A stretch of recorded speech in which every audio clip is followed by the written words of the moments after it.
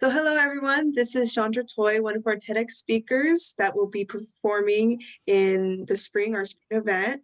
And she's here to talk about her career and like what she's discovered in her career about change and all these interesting stuff. So to start us off, I'd like to ask Shaundra, how did you get into your career? Mm.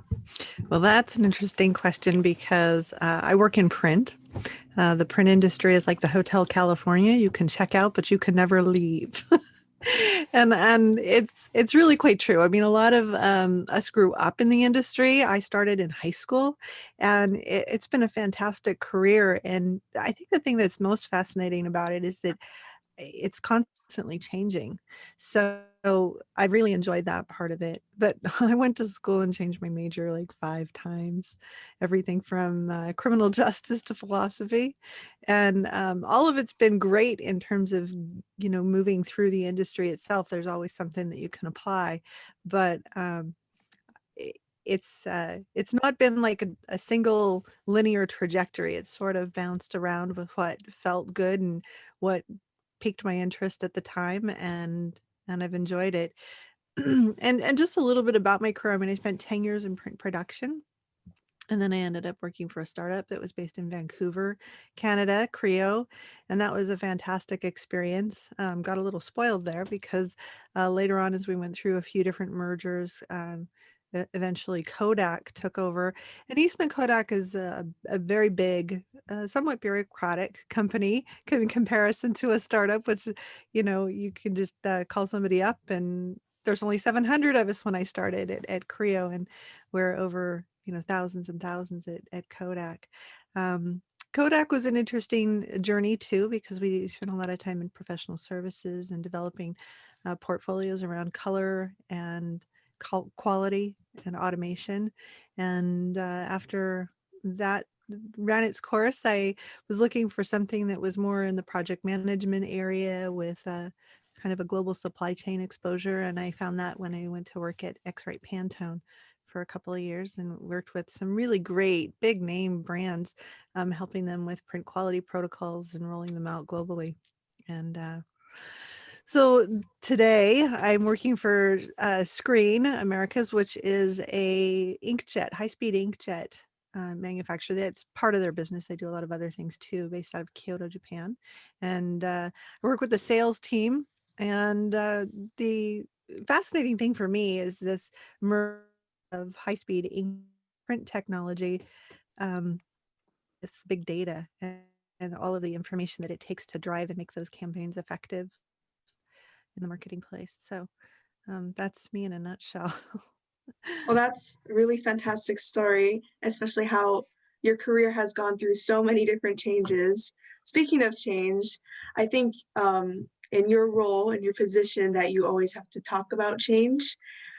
So I'm curious, how has it changed your perspective on change versus like before you even got into this industry? Right, right, right. Well, when I grew up, we watched the boomer generation, which is my parents, come through the 1950s, 1960s, 1970s, and into that work environment where you could work at one company for your entire career and retire on a pension.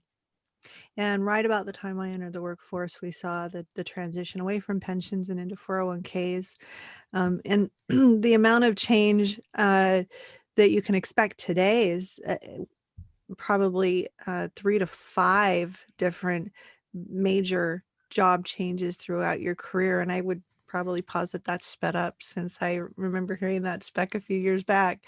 So the biggest thing is that just life in general seems to be changing more rapidly. And I wouldn't say that that's unique to the print industry, although I think the print industry has gone through an enormous amount of change in that regard. Um, think about it, it's ink on paper. It's about as old school as the Gutenberg gets, right? When it comes to the first time we could master distribute any kind of information. And we watched the internet come about and email come about, and all of a sudden you could spam email groups, so you didn't have to do direct mail, right? Or suddenly you had web pages, so you didn't have to print brochures, right? Well, it's interesting. With any change, there seems to be a bit of a pendulum swing backlash that happens. And it's We can block text messages from our phone. We can spam block people in our email. You only go to a web page if you're really finding the web page, which means you've got to have good search engine optimization for that. But one of the only ways you can still guarantee that your message is going to get in front of somebody where they have to physically sort through it to throw it away is the mail. So I think that's interesting that, we used to hear rumors all the time, oh, print is dead, and it's is so far from the truth. What's again been interesting is this merger or connection with big data to make those print pieces more relevant. And then also using things like QR codes or, pearls to relink that physical piece back into the digital environment so that you can track and trace the response rates and things like that. So I would say that the print industry is probably the most rapidly changing out of all of them because it was, uh, we thought imminent destruction at one point, which didn't happen. And that's been really fantastic from my perspective in terms of embracing change and always trying to stay ahead of that curve. Because if you don't like work to stay ahead of it, that train is just moving so fast. It's hard to jump back on later.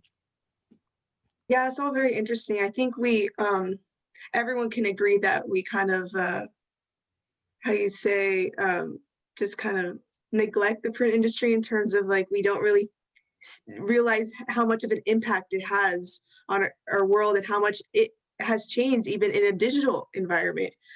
Going on that line, can you talk more about what mistakes like businesses have made or are making when they go through this change, and maybe any stories you have on that?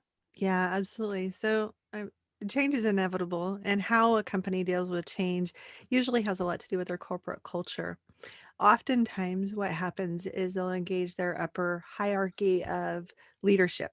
There are people in specific positions like vice presidents and directors and things like that in a decision that affects only them. What we fail to realize, though, in keeping that scope so narrow in terms of the evaluation process, is that the organization's interconnected, and what one group does affects another group. And the other thing is that there's more than just hierarchical power. There's also a lot of change agents that float underneath the surface of that hierarchical structure, really are the people that make things happen in our organizations. So the biggest mistake they make, in my opinion, is narrowing the scope of the people that they're including in the evaluation process whenever they're deciding how to make a change. And what that does then is you make all these decisions sort of in the dark, and then you go to roll out the communications, and no matter how good they are, they're like whiplash to everybody else, right? So the big thing that I see is that they could do better is blur those lines a lot more so that the communication is a little more free flowing and not so much a surprise. I think that's where change efforts generally will fail, is if the change is unexpected and it's dramatic and people haven't bought into it. That is so interesting. I was really following you there. That as businesses go through this change, are like clear to make mistakes because this is just a new thing. It is basically like experimenting. Yep. Now we should shift over from companies going through change. We should talk about how the employees go through change and how, as college students, um, how do we like future proof our careers if knowing that the industries are constantly changing, especially due to technology changing. Yeah, I think that's a really interesting point. I mean, like I said, I've always had to work really hard because of how much change there was to stay ahead of that curve, or at least stay current with it, right? And I think the biggest thing I can offer students who are looking to finish up their education, then move into this new transition of their, um, experience track, uh, you know, is that your education's never done. As much as we might like to think that we can behind it. No, no, no, it's never done. And I would say that just on average, about 2% of your income, you might want to just plan to budget for that being invested, reinvested in yourself. There's, ways to do it cheaper. There's tons of free webinars out there. There's books and books. It doesn't have to be a big expensive course or certificate program, but whatever you do, making an effort to stay curious and try to keep on top of what's new in the industry just makes you all that much more relevant. You can kind of see what's coming and where things are headed. So in terms of future proofing, stay curious. The other thing that I would say is don't ever say it's not my job. If you're working for a company, it's your job to make it successful in any way you possibly can. And so anything you can do to reach beyond the boundaries of the scope of your responsibilities will be vastly helpful, especially if you're looking at the groups that you directly interact with. So for example, if the work product coming out of one group affects your ability to do things in your group, you want to reach upstream and also downstream to try to find ways to optimize that. I think don't stay in your cubicle and think that all I have to do is what's in front of me. Try to reach out and understanding different parts of the business and how changes in one area can affect another. So. Thank you so much. I think that's some really valuable advice that even I will be taking into account. So, shifting gears a little bit, when I talked with you personally, we talked about how grief is a big thing when it comes to change. So, how do we deal with grief when going through change? Because change is not always an easy thing. Absolutely, right. So, and a big part of the change management methodology, we do model it on the grief curve. So, Elizabeth Kubler-Ross came up with this in 1969, and it was really focused on grief. But it's very appropriate when we talk about change because you're going through those same sorts of emotions. There's a little bit of denial, and you move through a few more emotions before you get to the other end where you're problem solving and you're accepting what's coming next. So there is a lot of that emotion, and where I find that those emotions become something that paralyzes you is when they tend to focus back on fear. So where does that fear come from, right? The fear is usually of the unknown, which means the communication plan needs more meat on the bones so that people really understand where they're going to fit in the organization. That fear of the unknown is usually the biggest piece of it. So with regard to change, that's what I would say. But, fear comes in lots of different forms and they can be related to your career, like, for example, job loss, but have even, it's not really organizational change. It's how do you move through that? A lot of people will identify themselves with their jobs. And there's a lot of people right now going through job loss, and that can be a real stressor on the mental capacity and your mental health too. So there's one really great resource that I'll recommend there, and it's the book by Susan Jeffers called Feel the Fear and Do It Anyway. And that is a phenomenal work. It's copies probably by, it's been out for many, many years. She's since passed, but I think the message is still today very, very relevant. And her key point is that when you realize you can deal with it, then the fear will start to subside. So as much as you can sit down, kind of understand what you can control, what you can't control, so that you understand what you have to really accept and what you can actually impact by doing something about it. That's a really key piece of that. And then whatever you can do to, if you're still in that paralyzed state of, oh my God, I don't know how I'm going to pay the bills next month. I'm in panic mode. Find a distraction. Really just sometimes it's better to just walk away from it. The old saying of sleep on it comes to mind, but there's really something to just finding something else that can help shift your mood and elevate your thought patterns a little bit more so you're not in that fight or flight panic mode. And then you can come back to it with a fresh set of eyes. So. That's great. That's great. Still keeping on the topic of fear, people deal with change and fear and all that in different ways, especially, and people with different educational backgrounds might have a different approach, especially in like a professional setting. So how do we guide others through change? Yeah, that's a really great question, and I think the best way I can describe this is looking at some of the professional services we built back in the Kodak days. I we would build the service based on sort of the middle of the road of what the industry needed. Okay, but you'd get out on site and you would find this vast difference in educational backgrounds. And so, how do you deal with that? And I think that the answer is that as the change manager or as the person going out to help with, in our case, it was a training class on site.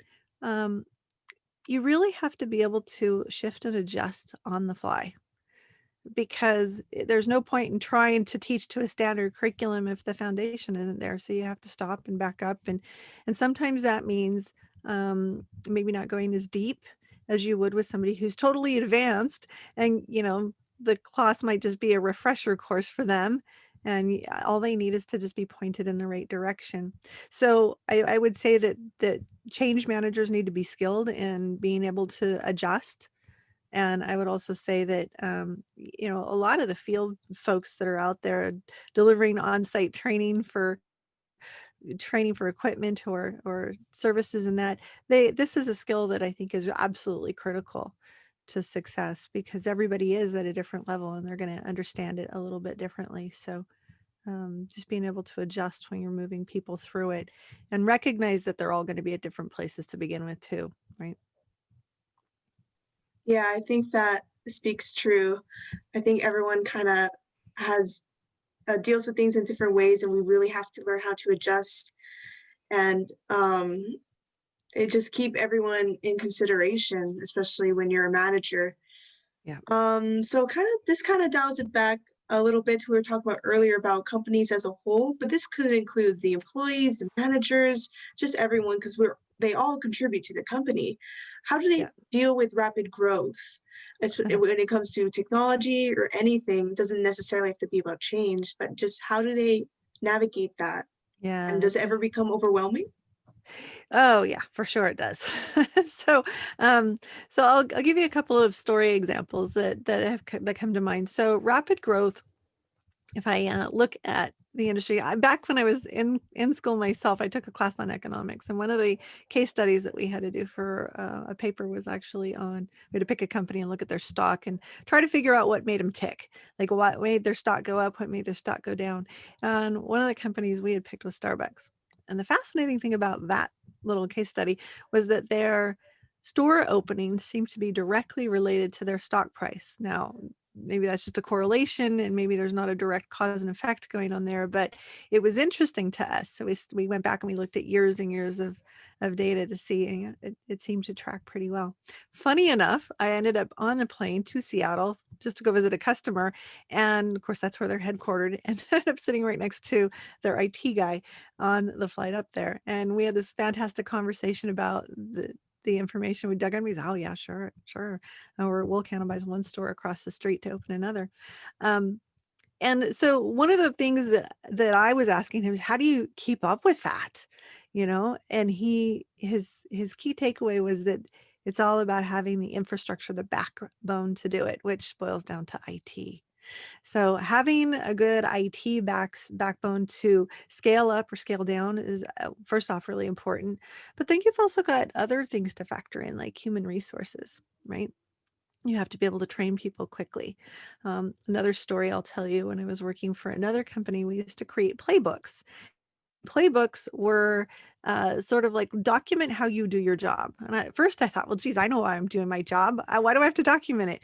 In reality, it was for scaled up growth. It was for the ability to be able to take somebody else who had never seen or done what we've done and bring them up to speed really quickly. So that was another tactic that was fantastic. I thought was creating sort of a playbook of how you do your job today. Um, and then does it get overwhelming? Oh, yeah. I mean, there are days I'm like, can we just catch a break and relax for a little bit, right? And I think this boils down to um, one of the key skills that I think people really need to have in this day and age is being able to step back and just take that breath. Find those distractions. One of the blessings, I guess, of COVID, if you could ever say there was one, is that everybody's at home now, right? And so you're not doing the half-hour commute back and to and from work, and maybe you're able to focus a little better because there's not all of the interruptions and distractions and water cooler talk, and maybe you're actually able to get your job done a little faster, which leaves some time to kind of look up, look around, and go, hey, what's my really about? So to take that breath, to find a hobby, to find some of those distractions too.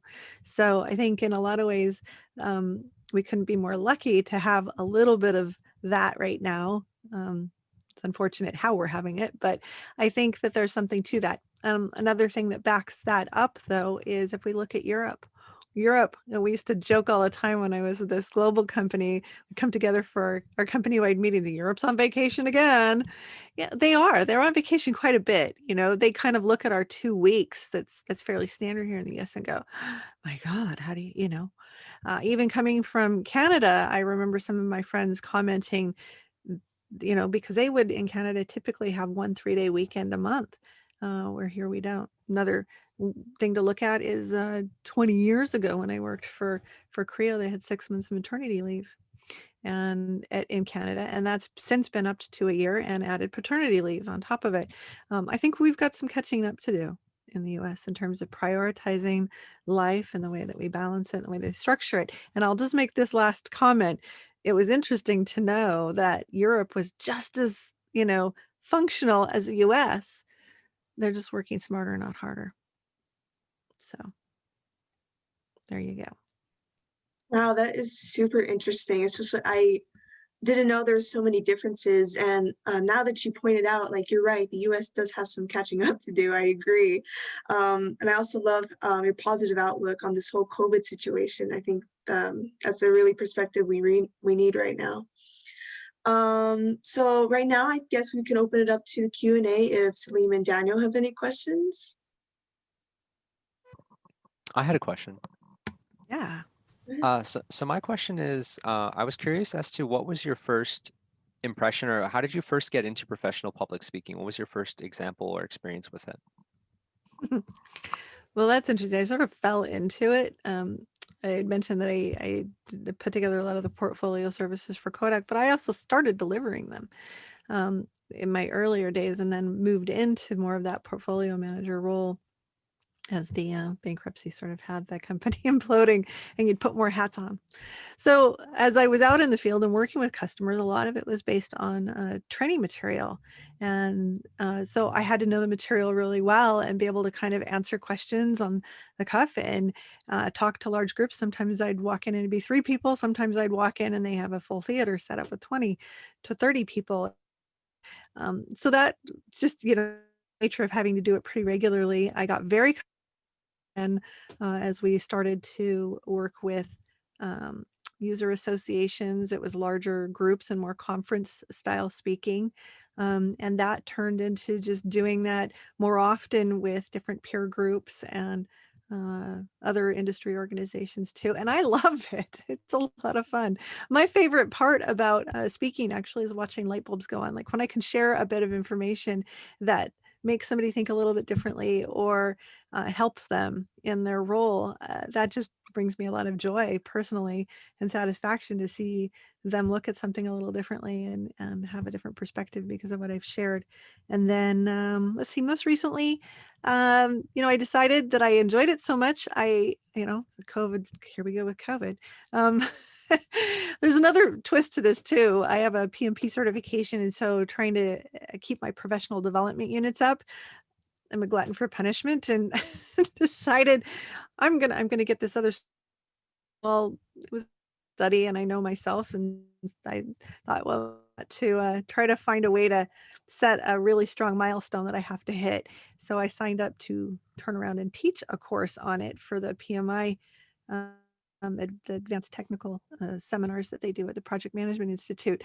So, and that was a 4-hour thing. And I'm like, well, geez, if I can do 4 hours, I can do this public speaking thing. And I really did enjoy it, even at 4 hours. So I started just pursuing it once COVID kicked in a little more aggressively, and picked up an online course and decided to join Toastmasters to kind of test material here and there and a few speakers bureaus. So I'm just loving it. It's a lot of fun.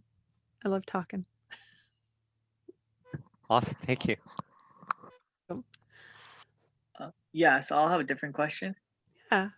Yeah, so like going along the lines of like public speaking, it's like hearing you talk about all these things, like it's very like um apparent that you have a lot of experience with a lot of these things, right? So like when you first thought of giving a talk, like especially for our organization here, like how did you like decide on what topic you were like gonna choose, right? Because having like so much knowledge and stuff like that, like I thought like personally I would have found it a little harder to just like choose what it is. Like personally, I'd always take the easy way out of just like, okay, well, something that just interests me or something that I'm like good at, right? And then like feels like you're just like for me, like that's only like a few things, but like it seems like you have like so much experience that you're really good at a lot of things and a lot of things seem to interest you. So like how did you describe that process of like honing in on like a topic or like just a certain like thing you want to talk about? Yeah. Well, that's a really great question because I've thought about that myself too, especially when I've had other people assign topics and if I can't feel it, it's hard. It's really hard. So that's where I start. Like, what is inspiring me? What's really making me feel like I need to get it out. I need to share it. So I start there. Like, what am I feeling in my heart? And you know, the other part of it too, as you had mentioned, like I am an insatiable interdisciplinarian. Like one of my favorite things to do is kind of look at the way things connect. And it started early. I took a interdisciplinary class in college when I was taking classes at Cal State Long Beach, actually. And it was a nonverbal communication class. I loved that class. It was actually dance and psychology in one, if you can imagine that, right? But there was so much crossover in how things fit together. And that's that in between space that seems to always fascinate me. It's how do things connect? And um, so I've started down this road of looking at systems thinking too. Fantastic book that I can recommend on that note is Donatello Meadows is the author. She's since passed as well, and her book is called Thinking in Systems. And I just like lit up when I read that. So, and that's kind of where I'm hoping to focus some of my future studies. But it's just, I don't know. I guess the topic just sort of comes to me. We sit down at home and watch a lot of media at night, and it's all over the map. I mean, all over the map, from art to music to um, news and pop culture stuff too. And my wife, having a background in media studies, she'll pick apart little things and we'll back up and go, wait a minute, they skipped over that. And that was super important. Or, and we spend a lot of time with that pause button because we'll talk through a lot of it. And so a lot of the things that we sort of twig to or get passionate about come from those conversations too. So I'm really fortunate to have people in my life that help foster that too. So. Well, thank you, Shaundra. I think we'll wrap up our discussion here. Thank you for bringing up all those excellent points, some great advice, and those books that you mentioned, I'll have to check out and add to my collection. So thank you for everything. Thank you guys for joining us, and we'll be signing off. Thank you. Thank you. It was a pleasure.